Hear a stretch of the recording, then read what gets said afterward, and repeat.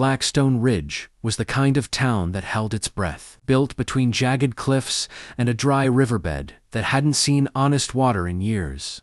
It survived on cattle, card games, and quiet desperation. Dust clung to boots, and secrets clung to people.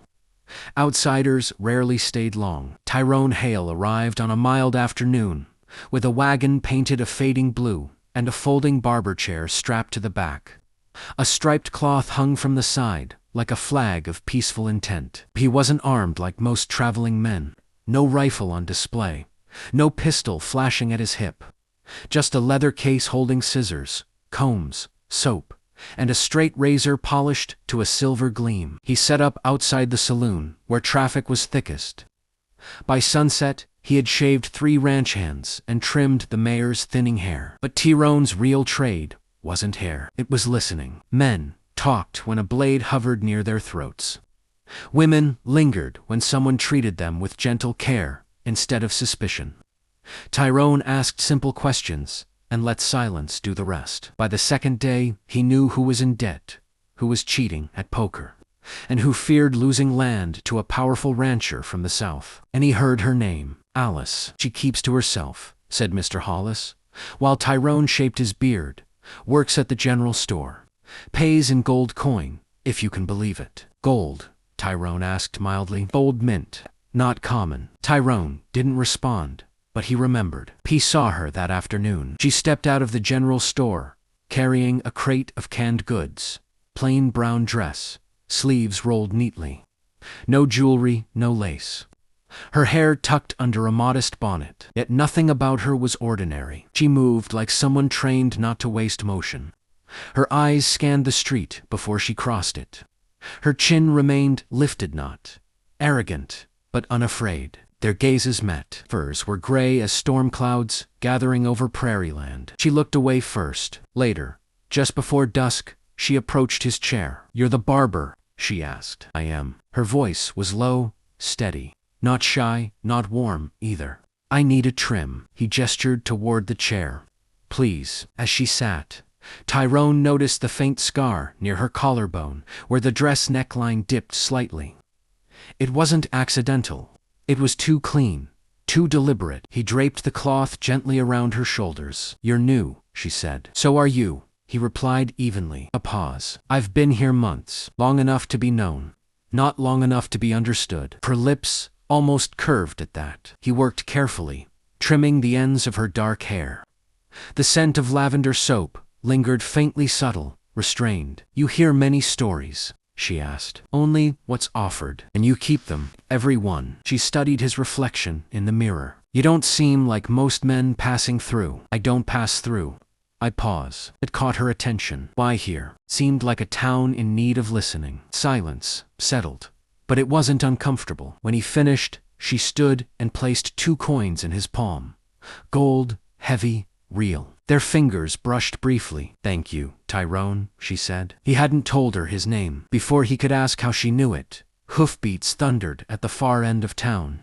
2 riders approached, dark coats, straight posture, purposeful pace. Alice stiffened almost imperceptibly. Tyrone noticed the riders slowed, scanning storefronts. One of them locked eyes with Alice. Recognition flashed. Fear followed. Alice stepped back from the chair. "I won't be needing another trim anytime soon," she said quietly. Then she turned and walked toward the boarding house without looking back. Tyrone watched the riders dismount. He didn't reach for a weapon. Instead, he folded his razor carefully and slipped it into his case. Blackstone Ridge had been holding its breath. Now, it was waiting, and whatever story Alice carried had just caught up with her. The 2 riders wasted no time making themselves known. By morning, half of Blackstone Ridge had seen them.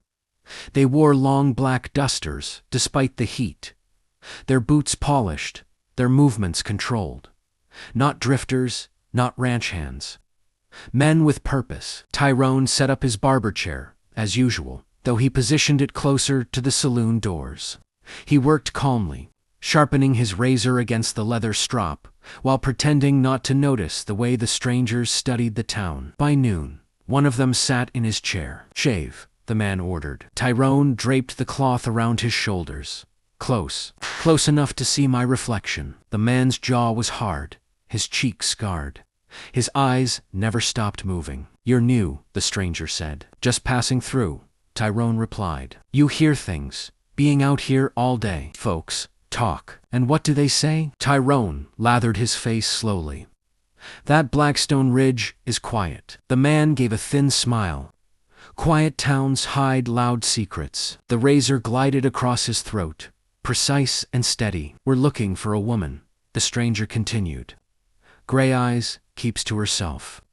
Answers to Alice. Tyrone did not hesitate. Plenty of gray eyes in the west. This one doesn't belong here. The blade paused, just slightly before continuing. Belonging's a matter of opinion. The man's gaze sharpened. Careful. Tyrone finished the shave and wiped the lather clean. You'll find what you're looking for, he said mildly. One way or another. The man stood and tossed a coin onto the ground instead of into Tyrone's hand. A warning. Across the street, Alice watched from the general store window. Her pulse pounded so loudly she feared someone might hear it. She had hoped she'd outrun them, hoped distance and silence would bury her past. But men like those didn't forget. She stepped outside only after they entered the saloon. Tyrone was picking up the coin from the dirt. They found me, she said quietly. They're looking, he corrected. It's the same thing. Not yet. She looked at him sharply. You don't understand who they work for. Then explain. She hesitated, glancing toward the saloon doors. They belong to Caleb Mercer. The name carried weight. Even Tyrone had heard it before riding into town. Mercer owned cattle, land, judges, and men willing to bleed for him. He's not a man who loses what he considers his, she continued. And you were his. Her jaw tightened. I was promised to him. Property dressed up as partnership. Tyrone's expression hardened, though his voice remained calm. You ran. I escaped. He studied her face. The fear, yes, but also anger. Why Blackstone Ridge? He asked. No one important passes through, she answered. Or so I thought. Before he could respond, the saloon doors burst open. The two riders stepped out, scanning the street again. One pointed directly at Alice. There she is. The town seemed to shrink around them. Alice stood still.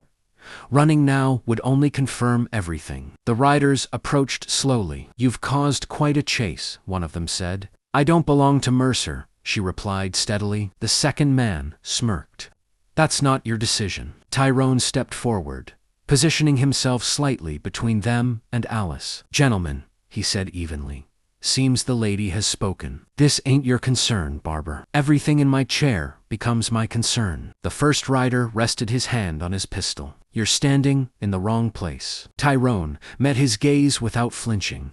Seems I'm standing exactly where I mean to. A tense silence stretched. The townsfolk watched from doorways and windows, unwilling to intervene, but unwilling to look away. Finally, the first rider leaned closer to Alice.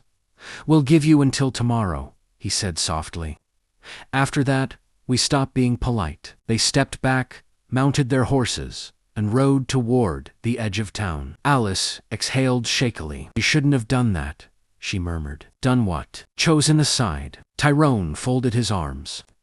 I didn't choose a side. She looked at him. I chose a person. And for the first time since the riders arrived, Alice didn't feel entirely alone. Night settled over Blackstone Ridge, like a held breath. Lanterns flickered in windows, casting long shadows across the street. Most folks had retreated indoors early, unwilling to be caught between a powerful rancher's men and whatever trouble followed Alice. Tyrone finished packing his barber tools, but didn't leave. Instead, he crossed the street toward the boarding house, where Alice rented her room. He knocked once. A pause. Then, the door opened slightly, just enough for one gray eye to study him. It's me, he said quietly. She opened the door wider, but kept her hand behind her back. Are you armed? He asked. Yes. Good. She let him inside. The room was small but tidy.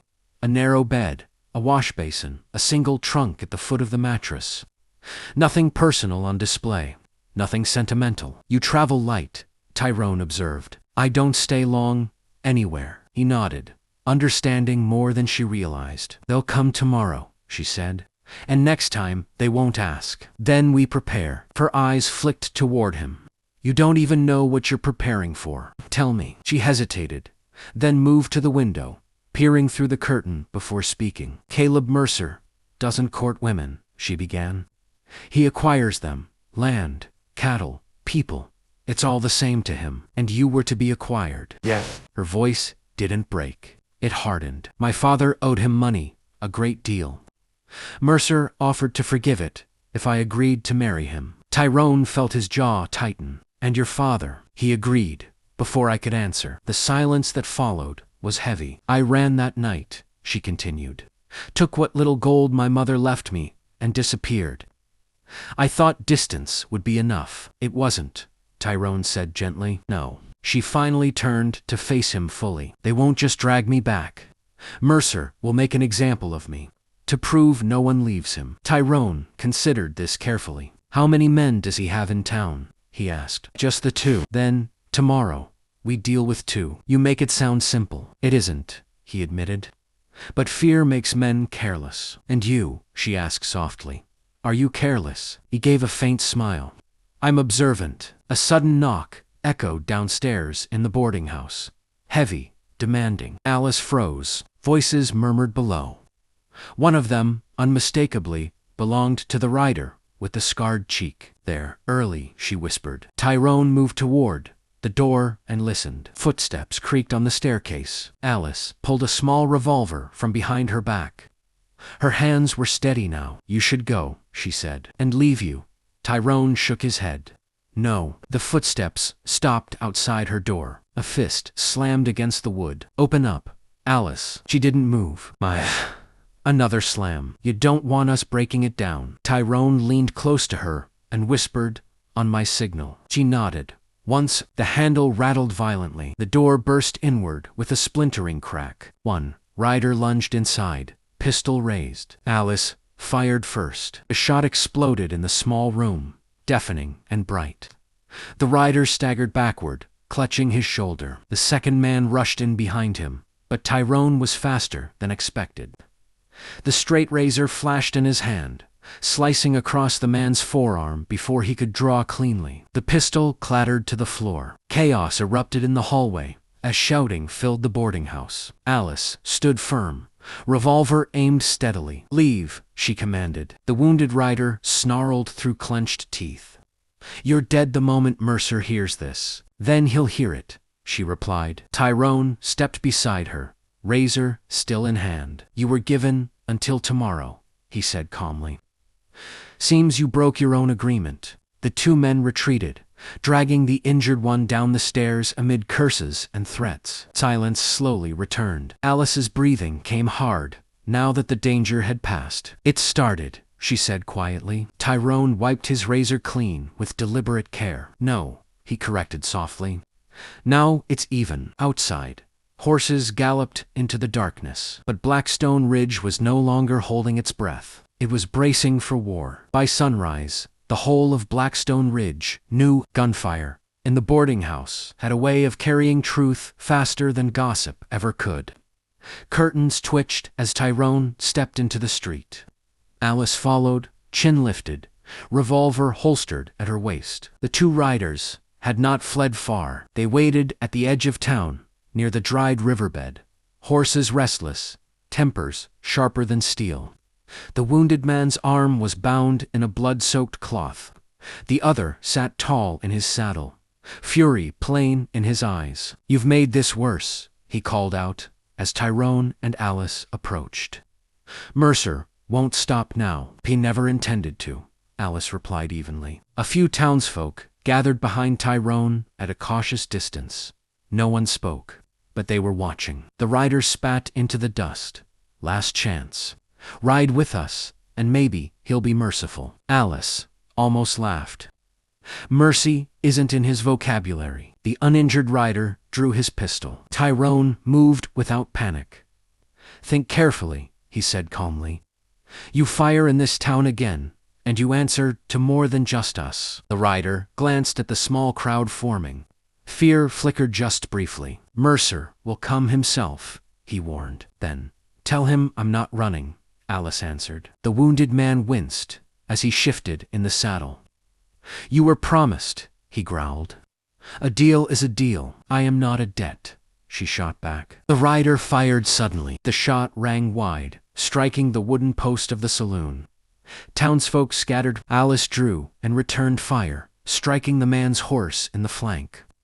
The animal reared violently, throwing its rider into the dirt. Before he could rise, Tyrone was there. He didn't carry a gun.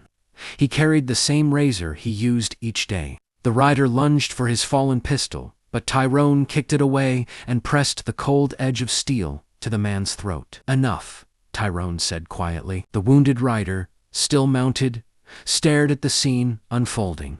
He could shoot, but doing so would likely cost his partner's life. The crowd had grown now. Ranch hands, shopkeepers, even the deputy, stepping forward uncertainly. You've brought violence into our town, the deputy said, voice wavering but firm enough.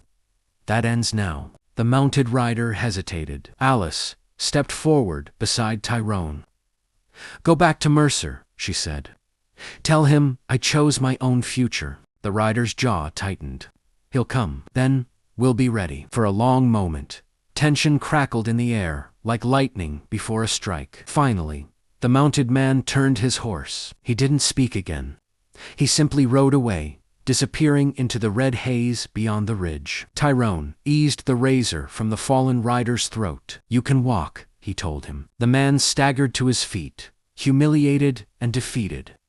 He followed after his companion on foot, clutching his injured pride more tightly than his wound. Silence settled over Blackstone Ridge. Then murmurs began. They stood up to Mercer's men. She didn't run. Tyrone looked at Alice. Her shoulders were steady now. No tremble. No fear in her eyes. Only resolved. This isn't over, she said quietly. No, Tyrone agreed. But it's changed. She turned to him. You could still leave. He studied the town. The watching faces, the dust swirling in morning light. Then he looked back at her. I've been passing through places my whole life, he said softly. Maybe it's time I stayed. For the first time since he'd known her, Alice smiled without restraint. The storm had broken, and Blackstone Ridge had chosen its side. The days after the confrontation passed with uneasy quiet. No riders appeared on the horizon. No dust cloud signaled approaching danger. But everyone in Blackstone Ridge knew Caleb Mercer had heard by now. Men like him always heard. Alice stood outside the general store that morning, sunlight warming her shoulders. For the first time in months, she wasn't scanning the horizon every few seconds. She wasn't measuring distance to the nearest escape route. She was simply standing still. Tyrone adjusted his barber chair across the street, securing it firmly into the dirt. You planning on staying long enough to build roots? She asked, walking toward him. He smiled faintly. Roots take time. You have time. He looked at her, instead of answering right away. I think I do. She studied him carefully. Mercer will come himself eventually. Maybe, Tyrone said. But he won't come to a frightened town anymore. She followed his gaze. Ranch hands were repairing the boarding house door. The deputy was reinforcing his office windows. Even Mr. Hollis stood with a shotgun near the saloon entrance. Blackstone Ridge had changed, not because they wanted a fight, but because they had seen what standing together looked like. I ran from him for nearly a year, Alice said quietly. Every town I reached, I kept my head down. I never stayed long enough to belong. And now, she inhaled slowly. Now, I'm tired of being chased. Tyrone stepped closer, lowering his voice. You don't belong to Mercer. You never did. She held his gaze. You stayed, she said. You didn't have to. No, he agreed. But I wanted to. A horse's distant whinny made both of them glance toward the ridge instinctively. Old habits didn't disappear overnight, but no rider appeared. Only open sky. Alice reached into her pocket and pulled out a small pouch. She placed it in Tyrone's hand. Gold coins. My mother left these to me, she said, for a future of my choosing. He weighed them thoughtfully. And what are you choosing? She looked at the barber chair, then at the empty storefront beside the general store. Something permanent. That afternoon, a new sign went up. Not just haircuts and shaves, but Hale and Hart, Barber and General Goods. The town gathered as Tyrone hammered the final nail into place. It wasn't grand, it wasn't dramatic, but it was deliberate. By sunset, Alice stood beside him in front of their shared storefront. "Do you ever think about what comes next?" she asked. "Every day," he replied, and he took her hand openly, without fear of who might be watching. "Whatever comes, we face it standing." The wind carried the scent of dust and cedar. Somewhere beyond the ridge, Mercer might still be plotting. Prideful men rarely forgot humiliation, but he would find something different if he came. Not a frightened woman running alone, not a quiet town looking the other way. He would find unity. He would find resistance. He would find Alice, no longer hiding in plain sight, and he would find Tyrone, razor steady and eyes unwavering. Alice leaned her head lightly against Tyrone's shoulder. "For the first time," she whispered, "I'm not afraid of tomorrow." He squeezed her hand.